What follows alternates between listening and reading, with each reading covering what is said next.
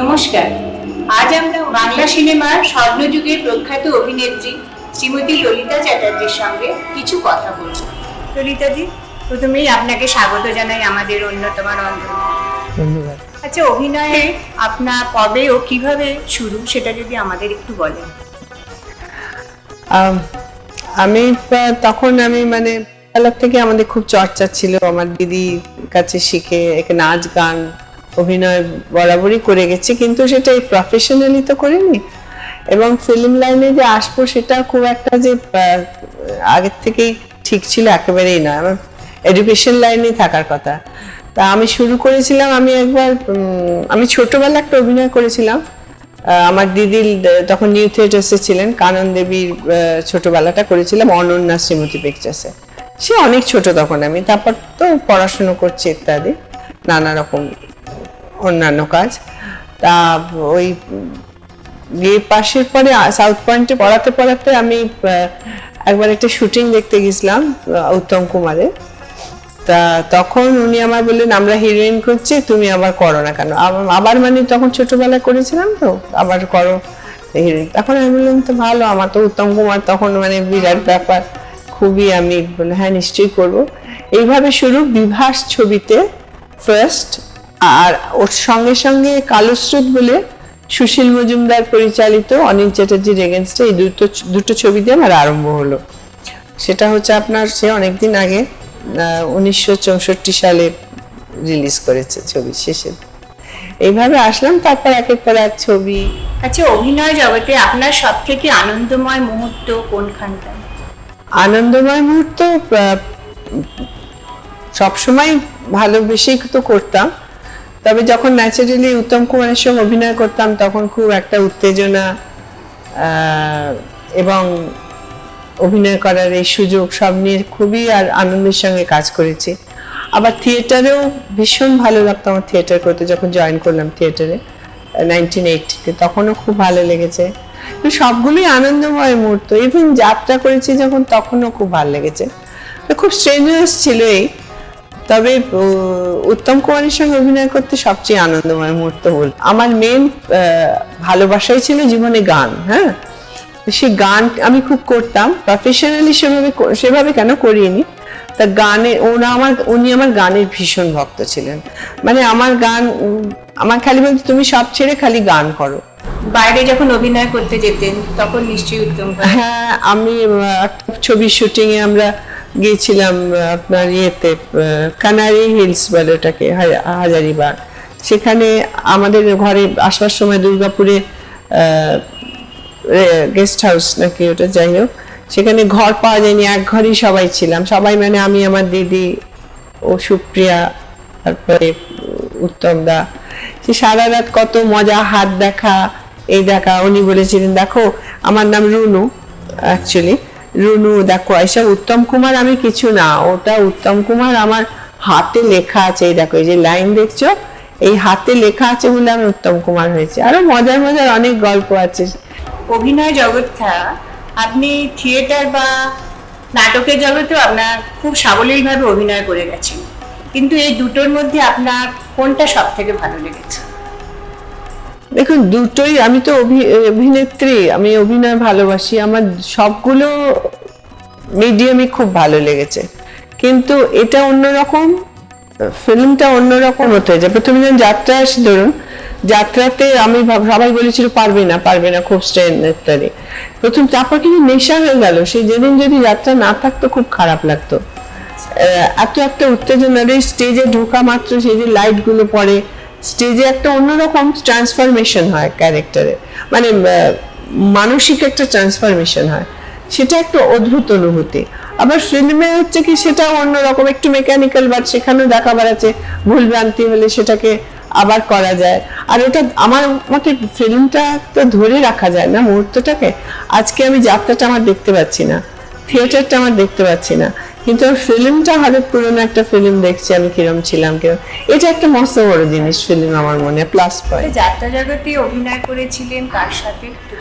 আমি প্রথম করেছিলাম পাহাড়ি ভট্টাচার্যের কলিকাতা যাত্রা সমাজে হ্যামলেট, তার সঙ্গে বন্যিশিখা।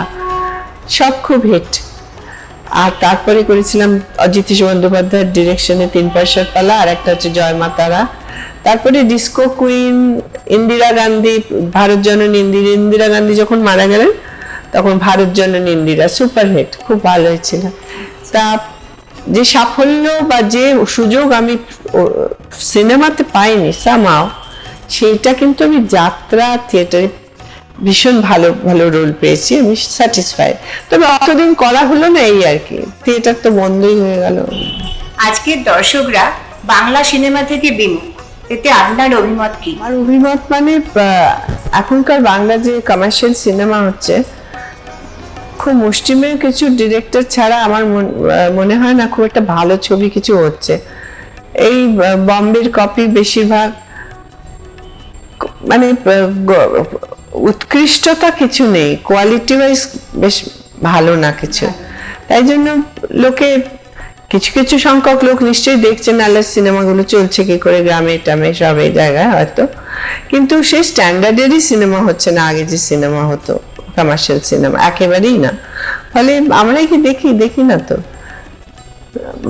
আগে আপনারা যখন করেছেন তখন তো একটা বিরাট বড় স্বর্ণযুগ ছিল, কিন্তু এখন ক্রমশ মানে না, সেই গল্প, সেই অভিনয় আছে, অভিনেতা অভিনেত্রী আছেন, কিন্তু সেরকম গল্প না, সেরকম ডিরেকশন না। যদি আপনার হাতে সেরকম ক্ষমতা থাকতো যে বাংলা সিনেমাকে কিছু চেঞ্জ করে সেটাকে ভালোর দিকে নিয়ে যাওয়া, তাহলে আপনি তখন কি করতেন?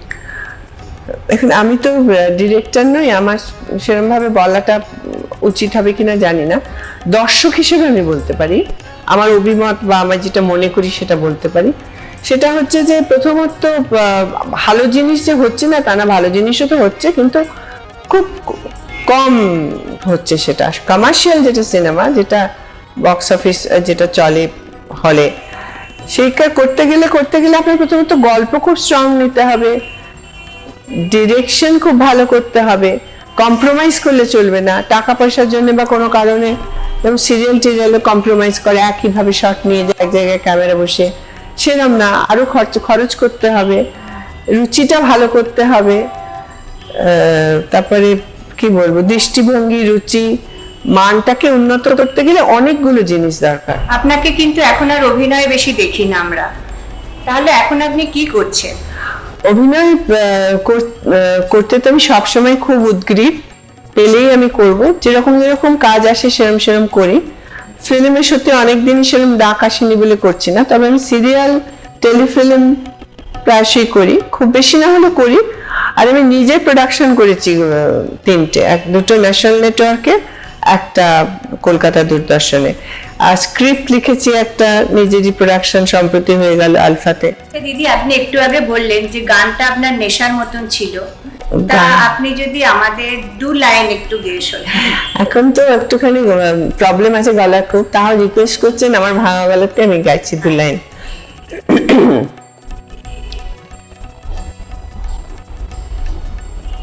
যে ছিল না স্বপ্ন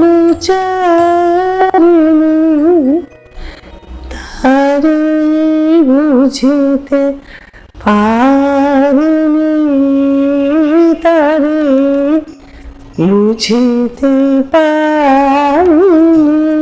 ছুটির দিনে আপনার সময় কিভাবে কাটে? অনেক কিছু করার থাকে ছুটি পেতে। আমি ভীষণ মিউজিক শুনতে ভালোবাসি, মিউজিক শুনি,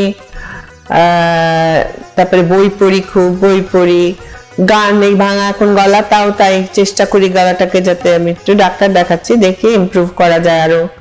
তারপরে রান্না করতে ভালোবাসি, রান্নার শখ আছে? রান্না খুব শখ আছে, যেরকম রেসিপি কেটে রাখি সেগুলো করি।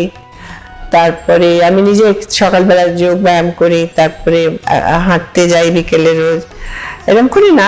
সময় তো কমই মনে হয়। বিনোদনের জন্য কতটা সময় দেন? ও হ্যাঁ, আর একটা হচ্ছে, বললেন কি ভালোবাসেন, আমি ঘুরতে ভীষণ ভালোবাসি। মানে আমি সময় বা সুযোগ পেলে চেষ্টা করি কোথাও যাবার, সবসময় হয়ে ওঠে না, কিন্তু আমার যদি কোনো অল্টারনেটিভ থাকতো যে আফটার কাজের পরে ওয়ার্ক কিছুদিন কাজ করব, কিছুদিন ঘুরে বেড়াবার মতো, অতখানি সচ্ছলতা যে আমি খুব ঘুরবো, তাহলে আমি সেটাই করতাম। আমার মেইন লাভ ওইটা ঘোরা, ওই হবির মধ্যে।